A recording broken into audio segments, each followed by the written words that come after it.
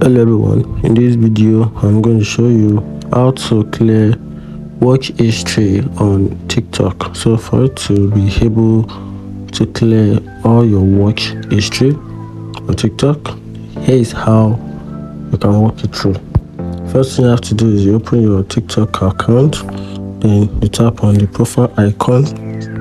Once you tap on it, then you tap on this three line button at the right top corner of the screen. This button up here, you tap on it, then you tap on settings and privacy. Then from there you scroll down a little, then you tap on activity center. Tap on activity center, you tap on it, then you scroll up a little, then you tap on this option which is watch history. Tap on it, you tap on it, then right here you can select